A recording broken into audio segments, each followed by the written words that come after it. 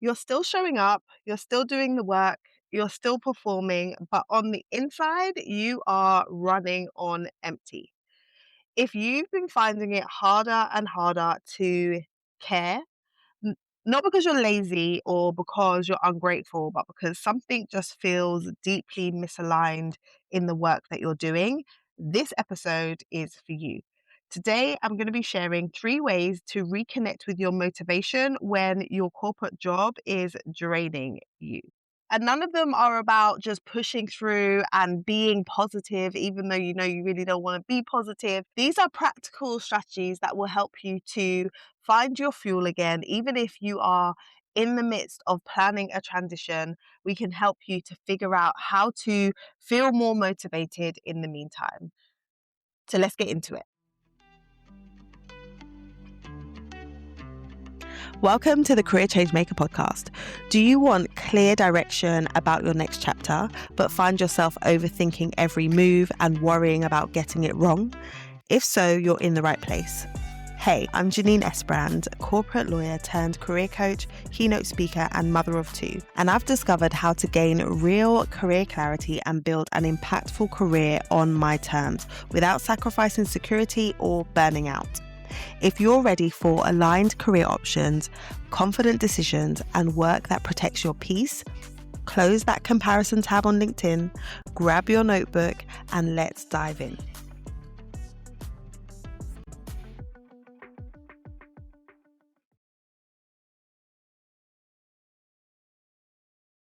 If you are a mid-career professional who is considering making a pivot and you're unsure what the next move looks like, and you want some support and you want to be able to connect with other women who are at a similar crossroads to you, I invite you to come and join us inside of our private community, the Career Navigator Network. It's completely free to join. We would love to have you. Head over to careerchangemakers.com forward Head over to careerchangemakers.com/community and let's connect. A few years ago, I was working in a role where I was starting to feel my motivation slip away. I was working as legal counsel for an oil and gas company, and my day to day was just feeling a little flat. I was realizing that the direction that the company was going and some of the decisions that were being made didn't align with my values. And I remember just sitting at my desk just thinking, what am I doing? How am I spending my days? This is crazy. I need to do something about it. And I started to really reflect on why I was there, what my personal why was, what skills I wanted to acquire through doing this job, what was the exposure that I wanted to get. And once I had reconnected with the why, my why for being there, I was able to get strategic about what things I put my hand up for or what I got involved in to make sure that even though I'm here and I don't feel like it's fully aligned, I can be making sure that I am making use of this time by building the skills that I know I can acquire here, or the relationships or the exposure that I could acquire within that environment.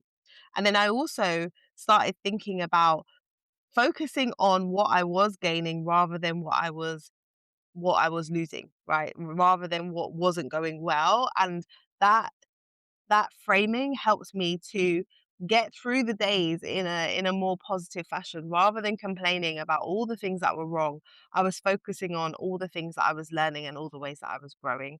And the other thing that I did was really lean into the fact that work is just an aspect of life. It wasn't everything. I had a family at home. I had a business that I was building on the side. And so I was paying more attention to the other things and focusing my mind on the things that I was excited about and the things that were going really well and the things that were allowing me to make impact.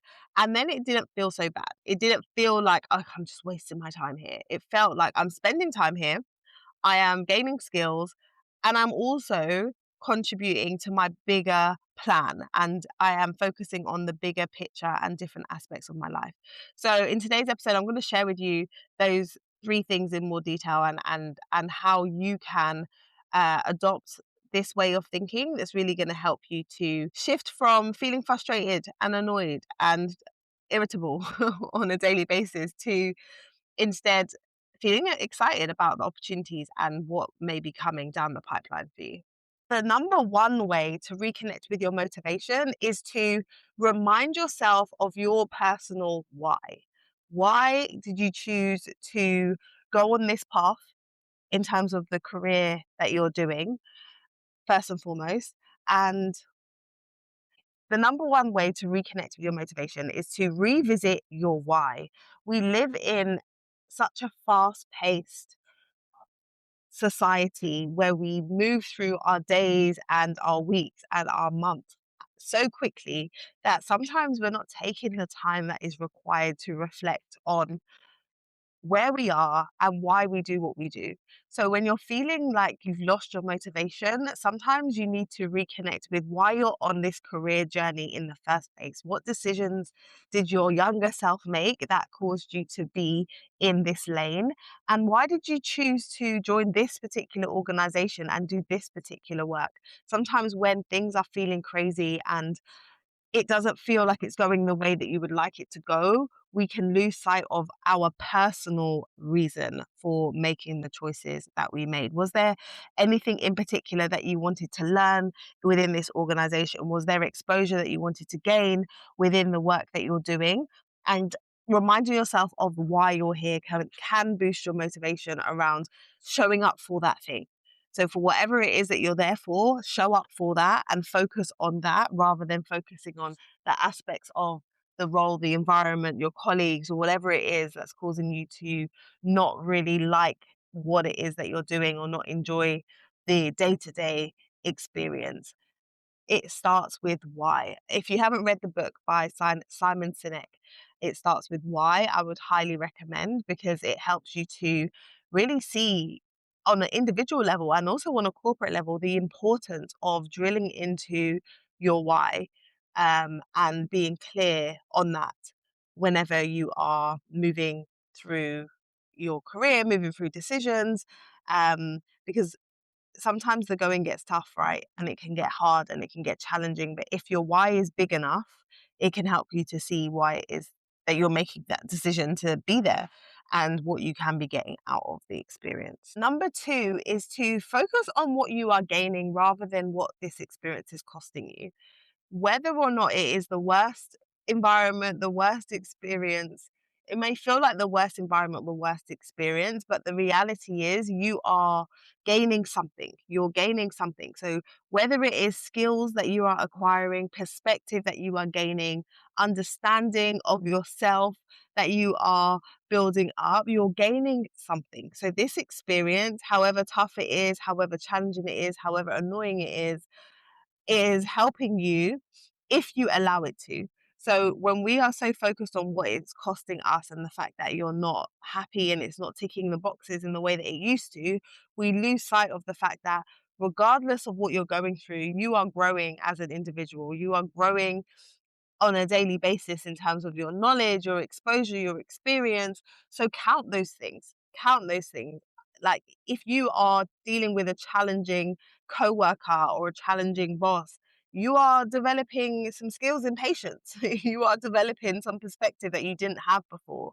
So it's important for you to recognize that while you're there, you can view it very negatively or you can look for the learnings, look for the blessings. I remember when I last year when I was going through my Achilles tendon recovery, I purposed in my mind from the beginning of the journey that I was going to learn the lessons that were there for me in this difficult season because I refused to accept that I was going through something so horrible, so difficult for no reason.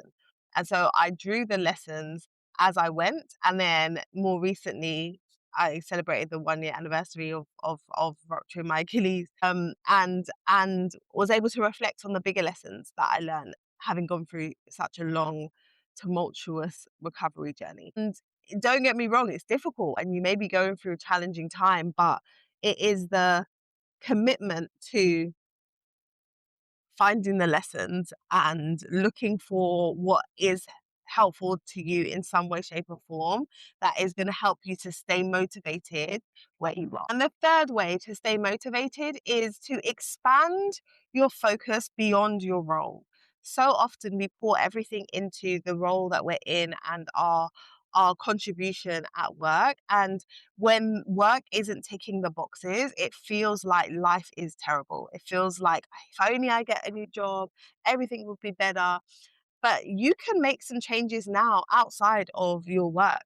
Your work isn't the only factor that contributes to your happiness and your peace.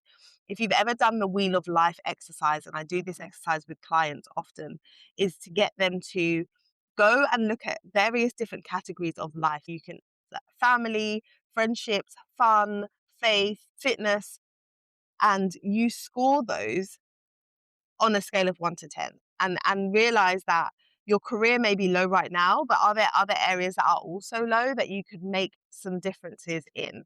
If making a difference and an impact is important to you, perhaps you look at ways that you can do that outside of your role. Maybe you take on a NED role, or you volunteer, or you get involved in a project that you're passionate about. There's things that you can be doing that is going to increase your level of impact, but maybe just not through the work that you're doing. And when you do that, you're going to feel better holistically, right? You're going to feel better because you're showing up in other areas. So when I was working in for oil and gas company, I was able to really fuel my passion and get motivated around my side business. That's when I was starting out with building out my coaching practice. So my work didn't need to tick all the boxes for me. I was able to really gain a sense of fulfillment and create an impact and creativity because I was building something. So I'm not saying you necessarily have to build something from scratch, but really think about what are some other things and activities that you can be focused on or getting involved in that is going to fuel your motivation as a person in this season. Everything doesn't have to come from the job. And I think when you expand your thinking and realize that you can shift and change the way that you're feeling on a day-to-day basis by making sometimes some minor adjustments to the way that you're doing life and the activities that you're getting yourself involved in, it can be game changing. And as you figure out your next move and you're navigating that transition period, you're able to do so from a different headspace. Rather than feeling really frustrated and like, I need to get out of here, you can be like, yeah, I'm working on it. I need to get out of here, but I'm also really enjoying whatever else you've decided that you're going to pursue or spend time invested in. So those are the 3 things that you can focus on if you want to increase your motivation quickly. So you want to start by focusing on your personal why. Why is it that you do the work that you do and you made the choices that you made to get you to this point? Number 2, start you want to focus more on what you're gaining rather than what you are losing.